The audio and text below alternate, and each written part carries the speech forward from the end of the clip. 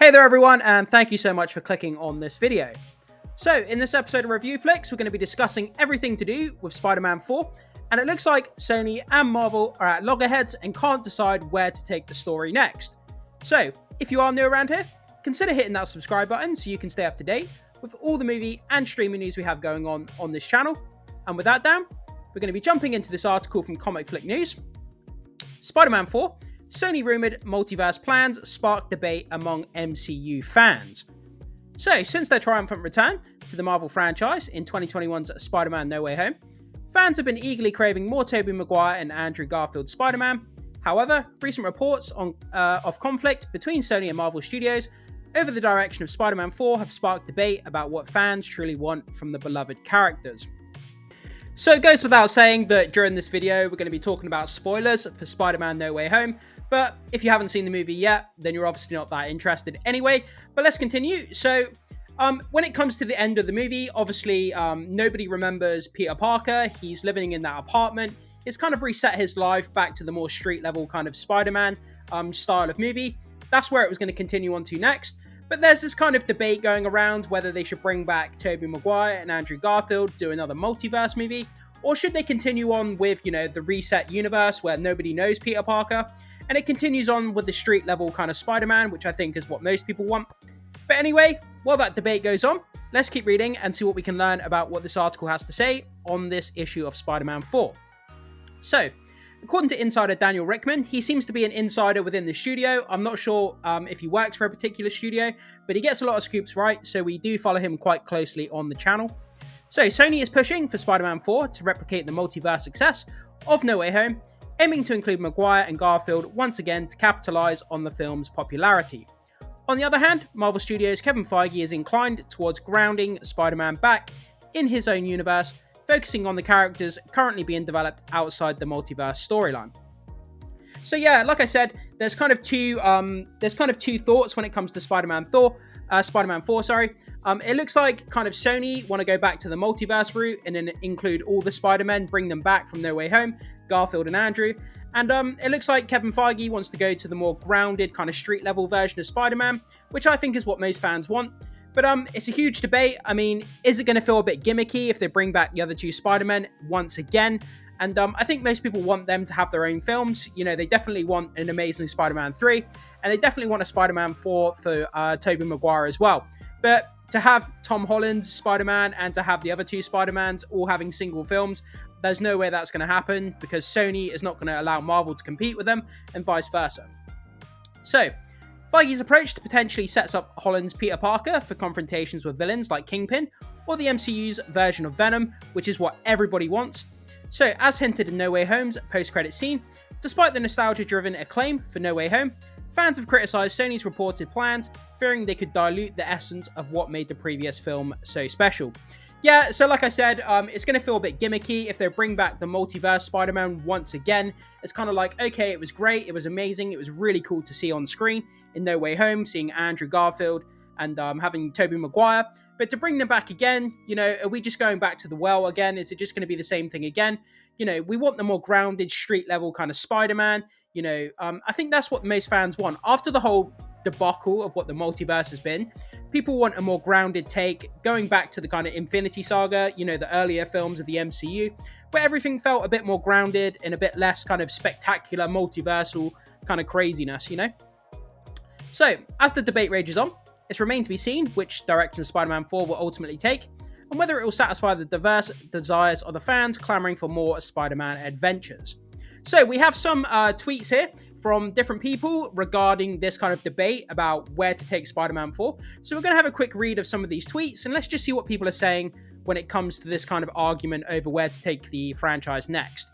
So I'm going to skip this one for a second because I put these in the wrong order, so I do apologize. So the Hollywood Handle says, Sony Pictures is reportedly considering bringing back Tobey Maguire and Andrew Garfield back for Spider-Man 4.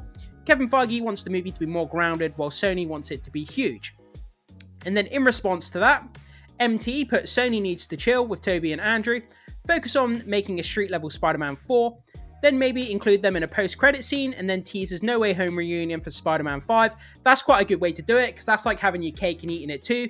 You know, both sets of fans are going to be happy with that. We're going to get a really nice, grounded kind of Spider-Man, you know, that follows on from where we last saw Peter Parker back in that old apartment, reset his life, nobody remembers him, he has to build himself back up, starts at the street level, and then post-credit scene with the two Spider-Men, and then we go into Spider-Man 5 with the reunion once again with Tobey and Andrew. I think that's a great way to do it.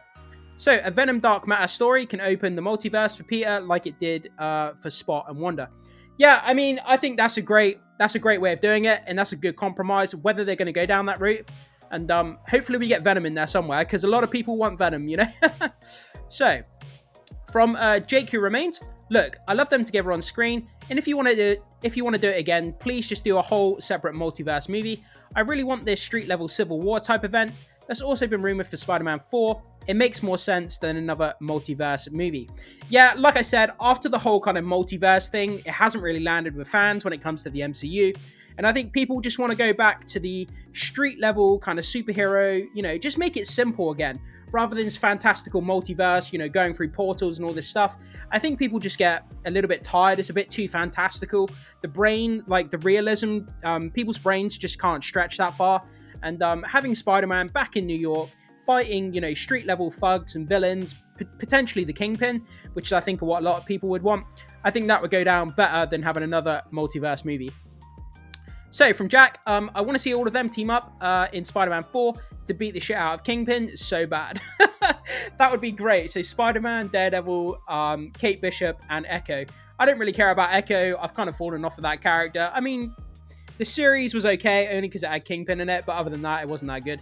But I would definitely love to see Daredevil and Spider-Man in the same movie. I think that would be amazing. Kate Bishop, take it or leave it. Don't really care about that character all that much. But definitely, I would love to see Daredevil crop up in a Spider-Man film, actually as Daredevil, not just Matt Murdock. Obviously, we got that in No Way Home with that scene where the brick comes through the window and he catches it. But to actually see Daredevil on screen with Spider-Man, I think would be amazing. In a fight scene, that would be great. So, a possible Spider-Man 4 story. What could it be? So, the future of Spider-Man 4 remains shrouded in uncertainty, as no concrete plans have been laid out yet. Despite the overwhelming success of No Way Home, there's a collective hesitation to rush into the next installment, though its eventual arrival in the coming years is almost certain. I think Marvel is going to be very, very nervous about what they do with Spider-Man. Obviously, Spider-Man is like their Batman. When it comes to DC, Batman is like it's a guaranteed moneymaker. You know, it's their crown jewel of the DC universe, Batman movies. And Spider-Man is that kind of character for Marvel and Sony. You know, Spider-Man is more popular than any other character, guaranteed. It makes so much money. And with the track record that Marvel has laid out recently with their movies, like really not doing very well, on the decline, not just at the movies, but like on their Disney Plus shows, they're going to be really nervous about how they handle the Spider-Man character, because if a Spider-Man movie comes out and it bombs, then wow, like, you know, it's just really not going to be good for their company as a whole, for Sony and Marvel. Obviously, they're sharing the character at the moment, so, you know, that's why I talk about Marvel and Sony. So Sony finds itself grappling with challenges with its own Spider-Man universe, which is slated to take the spotlight this year with releases like Madam Web, Kraven the Hunter, and Venom 3. I did a video on those three movies, you know, saying that if these three movies come out and all three of them do really bad and underperform, could it hurt the superhero genre as a whole? And it will do really bad damage to not just Marvel, but the upcoming DC universe as well. If people see these movies and think that they suck big time, then it's going to put a lot of people off comic book material movies, you know, in general, not just Marvel. So hopefully they can come out and they can be great, but Madam Web unfortunately doesn't look that good. Venom's always a popular character, and Kraven is an R-rated mature movie. It looks kind of cool, but we'll have to wait and see how these three pan out. So however, the lackluster reception of previous entries, exemplified by the box office disappointment of Morbius, Morbin time! Yeah, Morbius was so bad. Compounded by an ill-advised cinematic re-release, underscores the ongoing struggles faced by Sony's Spider-Man-centric projects. Reports indicating underwhelming early projections for Madam Web. Yeah, Madam Web looks to be really bad when it comes to its opening projections. Only to add to Sony's woes, highlighting a persistent issue, a Spider-Man universe lacking its titular hero. Yeah, it's kind of brave of them to try and build out a Spider-Man universe without actually having Spider-Man in it. So, you know, for the longest period of time, like, the plan was probably going to be, this is a rumor, but the plan was probably going to be to have the Sony Marvel, share Spider-Man, have Spider-Man in the Marvel universe, make him super popular, and then Sony were going to take back Spider-Man and then put him back into their own universe, where he can fight, Kraven and Venom and all of the other Spider-Man characters. But, it looks like they're arguing at the moment as to what to do with the character. And as I say, after the last string of kind of disappointments when it comes to Marvel, I can completely understand why they're kind of arguing over where to take the character. Because if it fails, man, whew, they're in trouble. So, Marvel's iconic web-slinger stands at the flagship superhero, commanding immense profitability. Yeah, like I was saying, it's their crown jewel in the Marvel kind of crown, if you like. But only when he's actually swinging into action. Reports of Sony's push for another grand theatrical epic make strategic sense, potentially offsetting losses incurred from their Spider-Man-less universe. However, as Marvel Studios scales back to stabilize their own productions, Sony's unwavering momentum could prove to be their undoing. Continuing full steam ahead may ultimately prove to be their biggest misstep yet. Yeah, obviously, the only Marvel film that we've got coming out this year, I believe, is Deadpool 3. And we've got 3 Sony Spider-Man spin-off movies with Kraven, Madam Web, and Venom. And, hopefully these movies can do good business, because if they don't, then Sony is in massive trouble when it comes to their Spider-Man spin-off verse.